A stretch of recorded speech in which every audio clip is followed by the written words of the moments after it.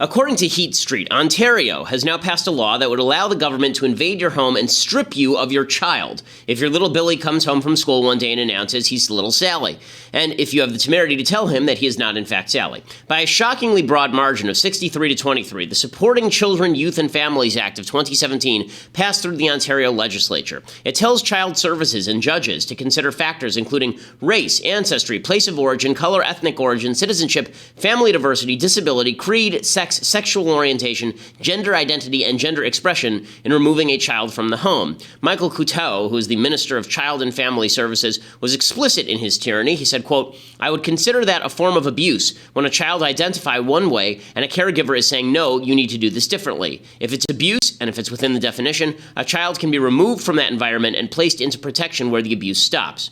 If all of this sounds bizarre, that's because it is. It is also fascism. To remove a child from the home because the government disagrees with basic biology is beyond the pale of the reasonable. Unfortunately, it's not going to be long before leftists in the United States push the same thing. The first step on that road is the widely acclaimed spate of legislation banning so-called conversion therapy for children with homosexual tendencies. This is not an argument in favor of the efficacy of conversion therapy, which is iffy in even the best circumstances. But if a child is disturbed by homosexual feelings and you bring that child to a therapist to talk it through, that would now be considered illegal in states including California and New Jersey. As Scott Shackelford of Reason magazine explains, quote, "Bans on conversion therapy are fundamentally censorship of an idea, and there is a slippery slope and consequences that people with narrow interests in halting abusive treatment of gay and transgender teens simply do not grasp. This isn't a ban on particular dangerous technique like electroshock treatment, for example. It's a ban on anything, even just speech, coming from a licensed therapist that suggests homosexuality can be cured. It is dangerous to allow the government to control the classification of speech and to recast speech as something else just because commerce is involved. The next step will undoubtedly be removing children from parents who pursue such therapy in spite of the ban, purportedly for the good of the child. The left's next step could be to remove accreditation from schools that do not traffic in LGBT advocacy. After all, California has attempted to remove nonprofit status from the Boy Scouts. Schools in California have now mandated that kids learn about LGBT history in public schools. What happens when people homeschool and the state decides that homeschooling is inappropriate for children if they aren't taught the state's educational approach? It's not difficult to imagine Child Protective Services removing children whose parents won't teach them positively about the full spectrum of sexual orientation, in the interests of the child, of course. Or leftists could skip directly to the Ontario scenario. They could claim that transgender children are being shackled by their bigoted parents and must be protected by the state. This is scary stuff. It's particularly scary not only for religious parents, but for anyone who understands that there is no evidence that transgender feelings among children are unchanging, the vast majority of children with such feelings grow out of them, or that boys cannot actually become girls. In Ontario, the state has now placed itself in direct opposition to science and freedom. In the United States, the movement to do the same must be stopped now, before families are torn apart on behalf of a propagandistic sexual agenda. I'm Ben Shapiro. This is The Ben Shapiro Show. Lots to get to today. President Trump is now taking on the mayor of London. We are also going to be talking about this leaker who was arrested, whose name was Reality Winner. Yes, that was actually the name of the leaker, Reality Winner, who was in reality a loser. And also, if your last name is Winner, I'm just going to recommend a few ideas for you for children. Cross-court, forehand, backhand, big, lottery.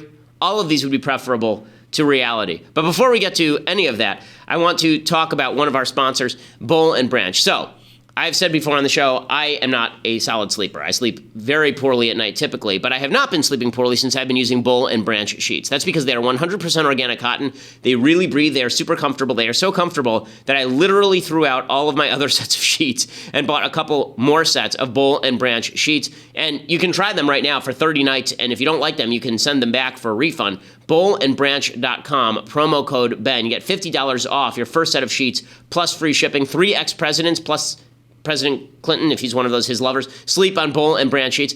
They are the best in the business. There's a reason that they are so great. Quality sheets can cost up to $1,000. Boll & Branch sheets are a small fraction of that. And again, it's something you're sleeping on every night. There's no excuse not to treat yourself with Boll and Branch sheets. BOLL and branch.com. Promo code Ben, $50 off your first set of sheets plus free shipping. Again, that's BOLL and branch.com. Promo code Ben. And use that promo code Ben so that they know that we sent you, as well as getting that $50 off that first set of sheets plus free shipping. It'll totally change your sleep pattern. You're never going to be able to sleep on other sheets. It's that good. Okay, so big news today is that a leaker has now been arrested. President Trump has been very worried about people inside the intelligence community leaking against him, but this leaker was arrested after leaking material to a lefty publication called The Intercept. The Intercept is sort of sympathetic to the Edward Snowden position on intelligence, and this leaker, whose name, as I say, is Reality Lay Winner, 25. She was arrested by the FBI at her home on Saturday, June 3rd, and it was probably about, people are still not sure, but it was supposedly about this document that she passed on to The Intercept that showed that a couple of days before the election, the Russians were attempting to hack into actual voting machines in the United States, which would, of course, throw the entire election system into turmoil. There have always been these conspiracy theories about how it happened in 2000. There are conspiracy theories in 2000 and in 2016 as well, that these voting machines were actually hacked, and that's why Trump won, is because the Russians were going in and actually manipulating the final voting outcome. There's still no evidence that they succeeded in that. The document from the NSA that was leaked by Reality Winner did not actually show that the Russians were successful in their attempts to hack. It just showed that they tried to. But she was arrested. Deputy Attorney General Rod Rosenstein, he said, exceptional law enforcement efforts allowed us to quickly identify and arrest the defendant. Releasing classified material without authorization threatens our national security and undermines public faith in government. People who are trusted with classified information and pledge to protect it must be held accountable when they violate that obligation. So apparently, according to the criminal complaint, Reality Winner, I'm never going to get tired of saying that name. I just feel like Reality Winner should have at some point dated Carlos Danger, and they should all touch the orb together, and they should say Cov Hefe. I mean, we've now reached peak stupid, I think, in 2017. But every time I say that, there's like another 2 weeks that go by, and we're even stupider than that. So we're in the alternative timeline in which Marty McFly did not prevent Biff from using the sports almanac in order to bet on games. In any case, the criminal complaint alleges that Winner, a contractor with Pluribus International Corporation, was employed at a U.S. government agency facility in Georgia since roughly February 13th, and she held a top-secret clearance. Sometime around May 9th, she printed and improperly removed classified intelligence reporting, which contained classified national defense information from an intelligence community agency, illegally kept it, and then illegally transmitted the intelligence reporting to an online news outlet, which would be The Intercept. And I guess the way that they tracked her down is The Intercept printed the actual copy of the document, and it showed that the document had been folded, which looked like it had been an actual original document that was printed out at the facility, folded up, put in a pocket, and then walked out. So then they were able to look at who exactly had access to these documents and who had printed it out, and they came up with her. So well done, The Intercept, protecting your leaker. Just genius job there. Really well done. But the amazing thing is I think we're going to have to issue a ban on the importation of people into government service until we know what the hell is going on, because our extreme vetting is just not working. It is just not working. Here is the fact. Reality Winner, again, a person whose name I will never tire of saying, Reality Winner, if you looked at her Twitter feed, this is not a person who should have ever had top secret security clearance. Top secret security clearance usually includes not just a criminal background check and employment history, but also a background investigator verifies all the information, does a grueling and lengthy process of speaking to past employers, neighbors, spouses, ex-spouses, and acquaintances to determine whether you're trustworthy enough to be given clearance, according to thebalance.com, which is an employment site. It covers a 10-year period, and they give you a polygraph in many cases. But they didn't check her Twitter feed.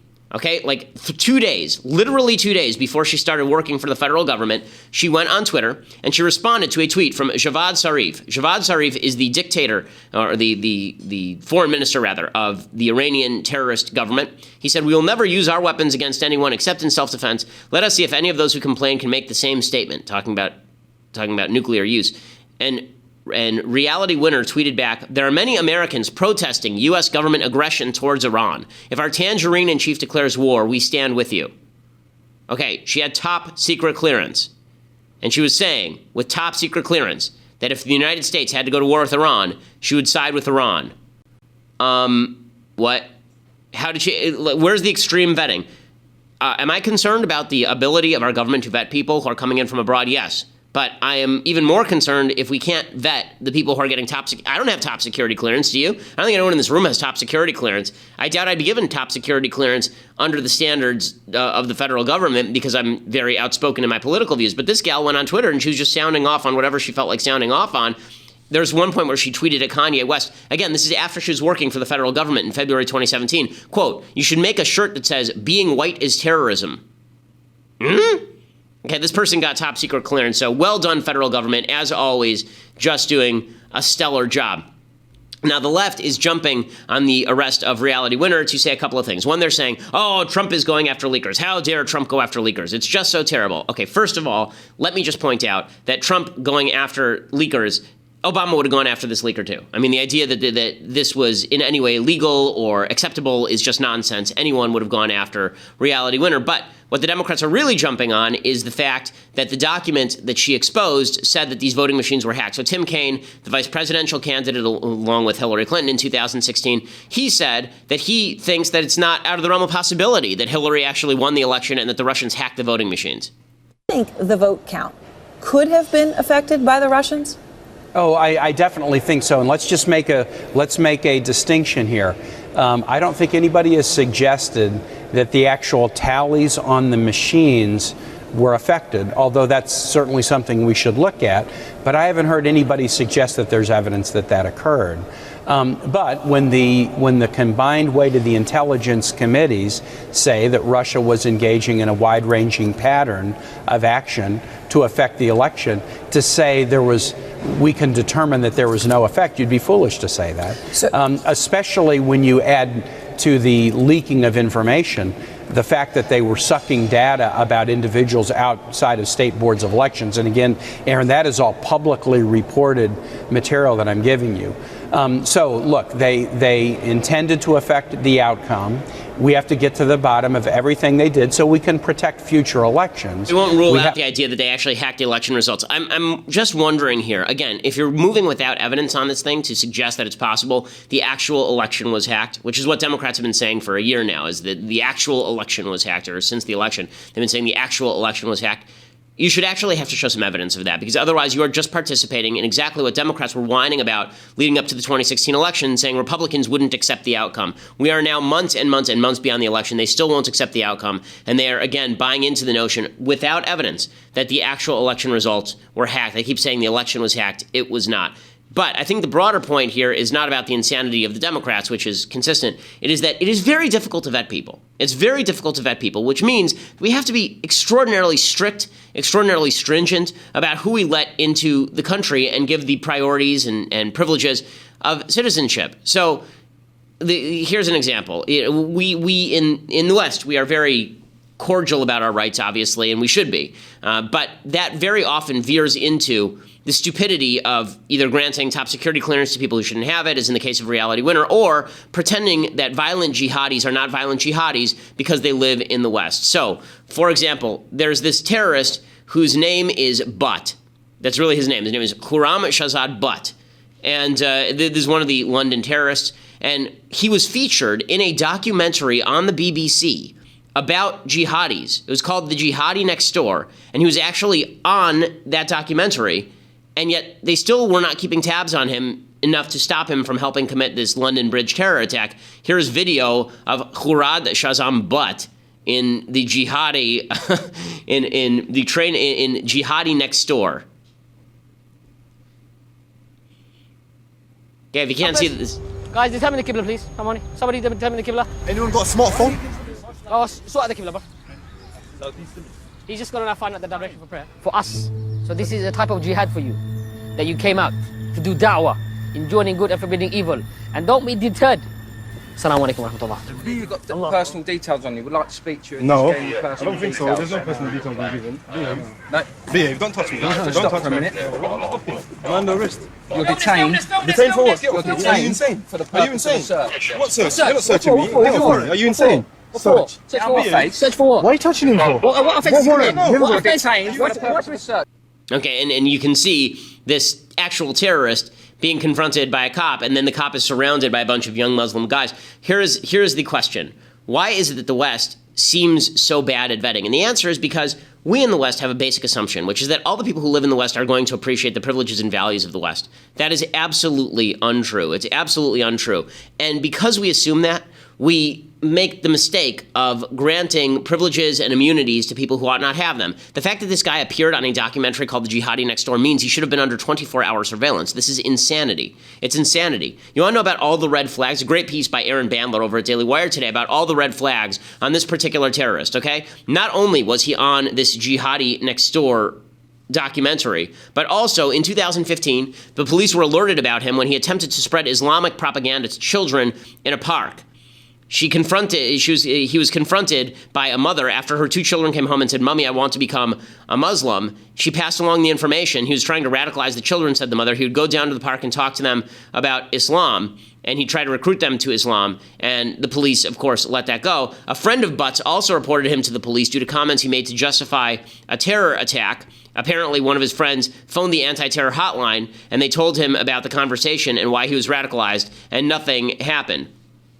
He is also, he was part of a radical Islamic organization known as Al-Muhajiron, which is lobbied for Sharia law and has been linked to 50% of all terror attacks in Britain over the past 20 years. He wanted to wage jihad in Syria, according to a relative of Butt's wife, but never acknowledged women in conversation. He was kicked out of a mosque for arguing with an imam during a sermon. They've been conducting surveillance of a terror cell in the London town of Barking, where Butt lived since March, and they missed him. The day of the attack, Butt asked his neighbor where he could find a van. Again, he was known to the Met Police and the Metropolitan Police as well as MI5, but they didn't touch him because obviously that would be politically incorrect. So when President Trump says that he's very upset about the political correctness that dominates when it comes to policing of Islamic jihadism, he is absolutely right. We should also be just as attentive to the fact that there are people who are attempting to get top security clearance who have political motivations. Again, if you it's one thing just to be, politically left. That's not a big deal. But if you are somebody who's expressing sympathy for the Iranian regime over the United States, I think that it's probably a mistake to give you top security clearance. Vetting. I know that the left has this basic principle that they never want to engage in risk calculation. They think all risk calculation is profiling. Okay, all criminal behavior can be profiled through risk calculation, but attempting to profile through risk calculation is considered racist, sexist, xenophobic, politically incorrect by the left, and that's why you end up with bad people slipping through the cracks. Well, in just a second, I'm going to be joined by Senator Mike Lee of Utah. He has a brand new book out, but before I get to that, I want to say thank you to our sponsors over at My Patriot Supply. So, are you concerned about the direction of security? Are you concerned about terrorism? Are you concerned about the possibility of a big terror attack that would leave you cut off from supplies or a big natural disaster? That's why you need to go to preparewithben.com or call 888-803-1413. Preparewithben.com, 888-803-1413 for your 4-week emergency food supply for just $99 plus free shipping. You get that 4-week emergency food supply. Keep your family safe. It apparently tastes exactly like home cooking, according to people in the office. Preparewithben.com. That's preparewithben.com. You buy it once, you never have to worry about it again. 888-803-1413. Preparewithben.com. Be the person who's prepared in case of emergency. Your family is going to thank you for it. Again, $99 for a 4-week emergency food supply. Okay, so yesterday we had the opportunity to speak with Senator Mike Lee, and here is a bit of our conversation with the great senator from Utah, maybe the last honest man in the United States Senate. Well, joining us here now on the Ben Shapiro Show is my favorite senator, the last honest senator in America, Senator Mike Lee of Utah. He has the benefit of also being from a state that actually elects conservatives every once in a while. So Senator Mike Lee has a brand new book out called Written Out of History, The Forgotten Founders Who Fought Big Government. Is soaring up the charts at Amazon. It was all the way up to number 7 on the Amazon bestseller list. We want to bring it all the way up to number 1. So if you can, go over to Amazon right now and buy Written Out of Government, Forgotten Founders Who Fought Big Government. Senator Lee, thanks so much for joining the show. Appreciate it. Thank you, Ben. So why don't we jump right into the book, because it's fascinating that everybody reads the Federalist Papers. Nobody reads the Anti-Federalist Papers. And if they had read the Anti-Federalist Papers, they would understand that a lot of the debates that were had back then are being had today, except with a government that is much bigger. Your book is about not necessarily the people who were writing in the Anti-Federalist Papers, but people who were bringing a different point of view to bear, even at the time of the founding, about the overreach of federal government. So let's run through some of these people, because I think it really is fascinating content. So let's start with Aaron Burr, who's been portrayed as the great villain of American history. Now, of course, Hamilton is a big hero to everybody because there's a musical that very few people have seen, but everyone has heard of. And Aaron Burr is portrayed largely by a guy who ended up as a traitor trying to destroy the country. What exactly is the true story of Aaron Burr, and how did he impact the building of the country? Aaron Burr was himself a victim. He was a victim of an overreaching president, Thomas Jefferson, who had this political rage problem. He became obsessed with his own power, and he wanted to threat. When Aaron Burr was vice president under Thomas Jefferson, as vice president, he was also president of the Senate, there were a number of people who were themselves the victims of Jefferson's political road rage, who found themselves at the receiving end of impeachment proceedings. Aaron Burr, as president of the Senate, accorded them due process and fairness. This bothered Thomas Jefferson a lot. It also bothered him that Aaron Burr was still kind of a political threat to him. And so later, during Jefferson's second term, when Burr was no longer his vice president, Jefferson went after him and accused him of treason, prosecuted him for treason, a capital offense. So, but for some language in the Constitution, Burr would have lost his life to Thomas Jefferson's avarice. Now, look, Jefferson did some great things. He was a great mind, the author of the Declaration of Independence, but he wasn't perfect. And this story, and the story of Aaron Burr's involvement in it, is a lasting reminder to us that even a wise, bright man like Thomas Jefferson can be corrupted by power. We should always be wary of that.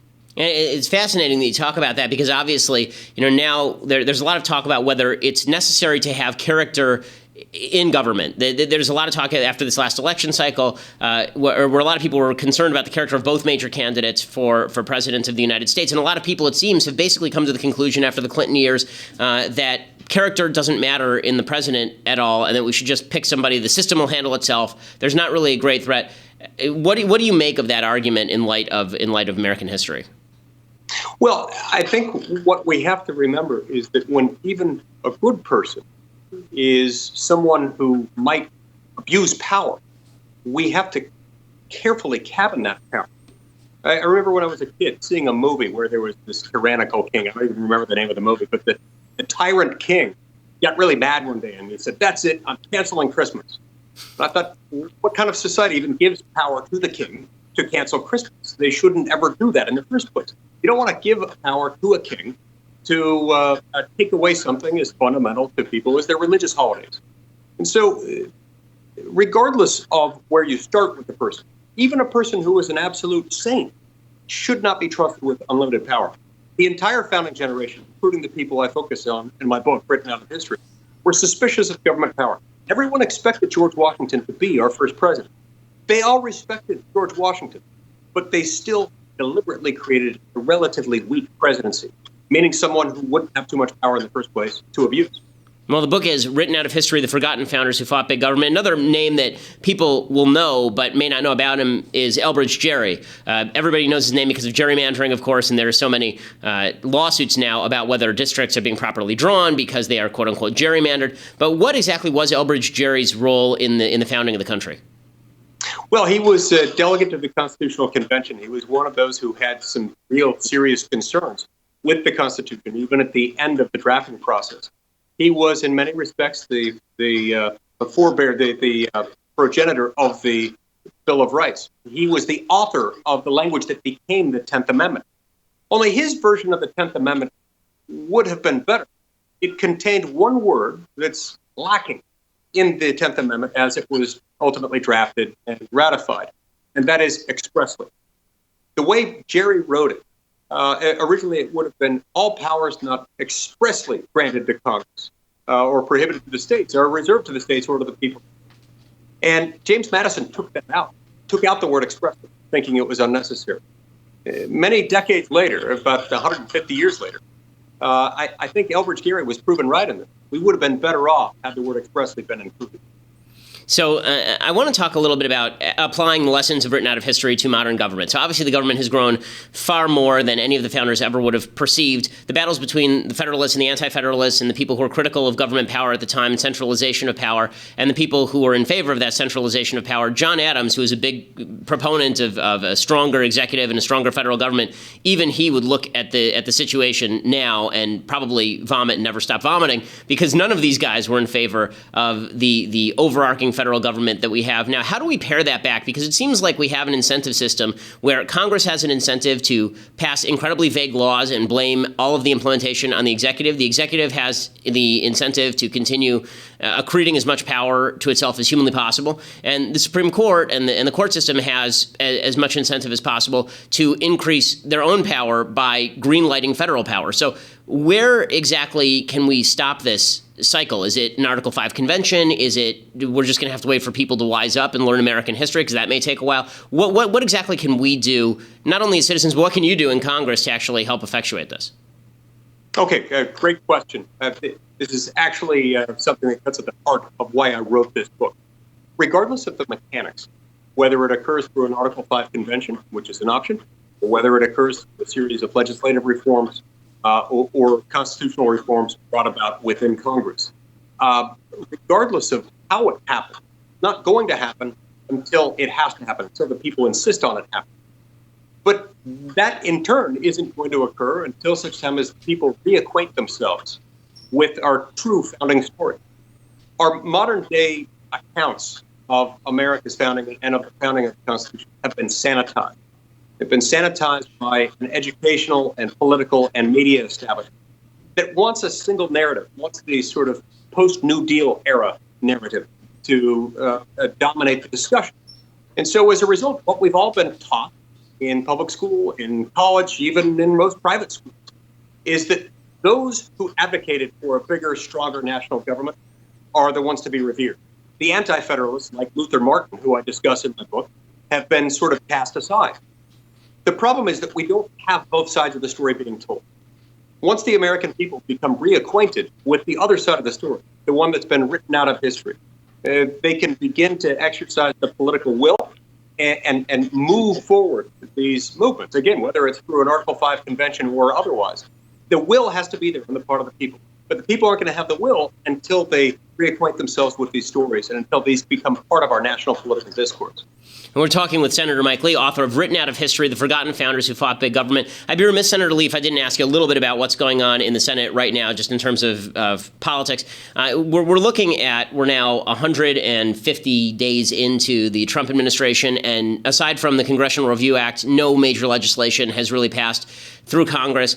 Do you foresee there being a major tax reform bill, given the hubbub that's happening over healthcare? Right now, it seems like in order to get a good tax reform bill through, they need to get some sort of healthcare reform through in order to build up the savings that they can use to pass on those savings to reconciliation for purposes of tax reform. Do you think that we're going to get one of those, neither of those? And a broader question as a follow-up, would it be better if we just stopped with all these omnibus packages in general and started passing 3-page bills that everybody could vote up or down? Yes. So let me deal with your last question first. Absolutely. This is one of my biggest frustrations with the place, is that for years and years, or at least the 6.5-year period that I've been, Congress has not been appropriating, that is, passing bills that spend money through the regular order process. In other words, we wait until the deadline. We run right up to the limit placed on a spending bill, usually September 30th. And then we're told, you either pass this bill, either a continuing resolution or an omnibus spending package, or the government's going to shut down. Take it or leave it. And by the way, in this package, the CR or the omnibus or whatever it is, it's going to fund Planned Parenthood. It's going to fund all these bad things that you don't like. It's going to fund Obamacare. But you have to do this, or you're going to get blamed for a shutdown. That's how it's been working. I wish we would take this in a step-by-step fashion, pass much smaller, more granular spending bills, so that we can bring the attention to each individual area of government spending. With respect to your other question about tax reform and Obamacare repeal, look, I believe both of those are going to happen. I'm probably in the minority in saying that, at least from those who are speaking out in public. The reason I think that is that we have to. The Republican Party is going to be in serious serious jeopardy if it doesn't pass both of these. And most people seem to think that the Obamacare repeal needs to come first for tax reasons. I'm agnostic on that point. I actually think you could do it together if you wanted to. But regardless, we have to pass both of them. And if we don't, we're in for a world of trouble. That's usually where something happens in Washington, is where members of Congress are made aware of the fact that there's going to be hell to pay if they don't do it. I think we're in that circumstance with Obamacare repeal and with tax reform, and I therefore think something will happen.